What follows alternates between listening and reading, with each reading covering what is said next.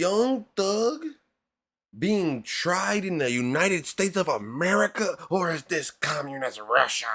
What up, YouTube? Another reaction slash breakdown video. That is an exact quote from the Young Thug Rico trial. I am not exaggerating, brother. Like, comment, and hit the subscribe button. We're approaching 7K. We're approaching 7K. Let's get to 7K, brothers. Let's get right into the video. I would like the court to look into the appropriateness, Mr. Copeland, to my observations around your courtroom, outside your courtroom on breaks, is surrounded by several members of law enforcement with the district attorney's office and prosecutors, potentially other persons. I don't know why a sitting witness under oath is in a room with prosecutors during breaks, mornings, afternoons. It's totally inappropriate. There are people who are in your court's door. There's a double door where the court sits to its right that aligns with the witness chair. And I noticed people standing there in law enforcement while Mr. Copeland is testifying. He's making eye contact with them. I don't know if they're his brother. My point... The law enforcement is threatening Mr. Copeland, Mr. Little Woody. They're staring him down through the window of the court as he testified, because if he does not say the right things, he'll be going to jail. Woody will be going to jail. And that cannot happen. Woody don't want to go to jail. Woody will do anything not to go to jail. And they making sure that he's reminded constantly that if you don't say what we told you to say, you're going to jail. To you is this: what gives anybody the right to surround a witness? He's not in custody, and bring a witness. I'm sure Mr. Copeland didn't say to the prosecutors, I don't know this, Your Honor, so if you think I'm wrong, then just strike it from your memory. But I'm sure he didn't say, hey, you guys want to hang out in this room a little while? So I believe that he is being led on a tether by the prosecutors, and it is coercion. It is inappropriate. And why would anybody not be recording everything he said? And why do I have to get it in drips and drabs?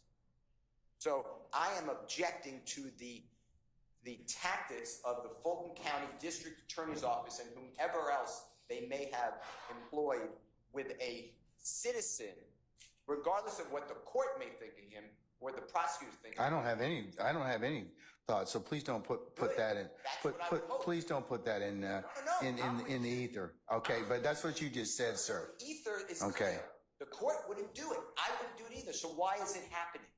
He's a. See, I have no interest other than I'm a referee. Well, you're the referee who spoke with the witness without my presence. Mr. Steele, we're not gonna get into that right now. Well, okay? my point is how. But you did it though. See, the judge is walking a slippery slope. Young Thug will be free. Young Thug's coming home because the judge has made it his personal. He's picked a side. It's the side of the court. It's the side of it's not the side of the defense. It's the side of the state. And that is wrong. It's guilty. It's innocent until proven guilty. Not guilty until proven innocent. But black man in America has been living guilty since proven innocence till forever. How's he being treated here? And why don't I have all this? And why is this going on? What an unfair trial for Mr. Williams. Think about it. If you were accused, Your Honor, and the judge met with this witness, with the prosecutor, and you sat next to me and Mr. Adams, you would say to us, what kind of case is this? Now he's being surrounded with all this law enforcement. My point is, Your Honor, we're going to object that this. I'm not going to be interrupted. Mr. Steele, hold on. No, but you're Mr. Steele. Mr. Steele. Yes, sir. Okay. I want to finish. I'm making a record for the court to understand. Well, Mr. Steele. I've never been interrupted in a court except for this one. You allow. Well, but the challenge is in this point in time is that some of the things that you have said at certain points in time are not appropriate. It's not true. Okay, well that's the court's. The court is wrong. Well, you have, everybody has an opinion, and it can certainly be reviewed at the appropriate time. But finish up so you can go ahead and make your record. Interrupt anymore about a prosecutor or anyone. This is a record. This is important. Okay, but it's your allegation and assertion, sir. Okay, so, well, we don't know that. We don't know whether or not they're true. Going on every time Mr. Copeland comes in the courtroom or out of the courtroom, he's escorted by a DA's office investigator. You see that? This court is observant. You're not just sitting there in a cloud. You see exactly what's going on.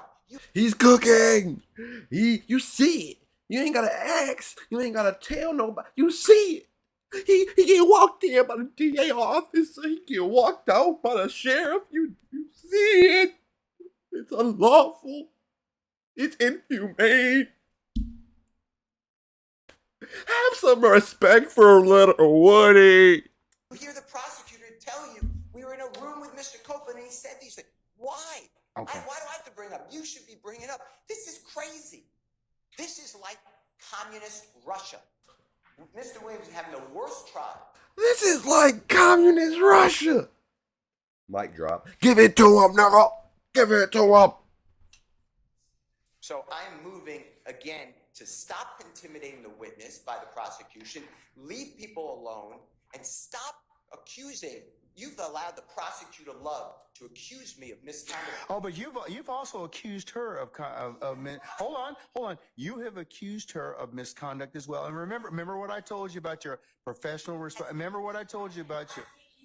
And she's going to take me down as opposed to you. So when I start talking, stop talking, please. Okay? I'll let you complete your record. Okay? I understand the one party talk. I got it. All right. Okay. All right. So I told you, several times before, I told you and your colleagues, remember your professional responsibility. And let's not make this an ad hominem issue. I don't believe that either one of you are trying to do anything that would subvert your ability to practice law. So but. Love has intentionally lied to the court numerous occasions. You do nothing. Hold on. Let him finish. See, this is Mr. Steele. This is exactly what I'm saying. You cannot. It is not a good idea to state that your brethren across the bar are lying. Okay, in any time or any way. I don't like doing it. Okay, but don't. So don't. But don't because you don't. Don't because you don't have any proof.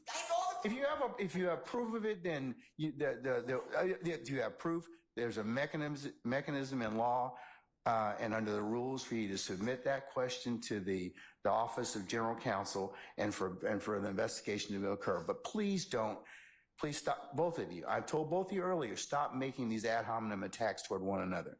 Okay? Everyone gets attacked.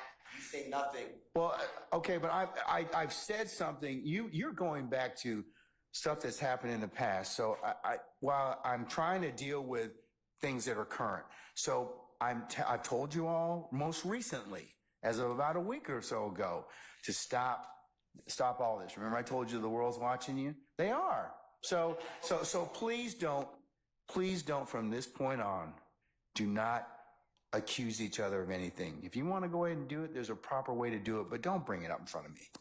Okay? I'm just making a point that this has been going on and it's abusive.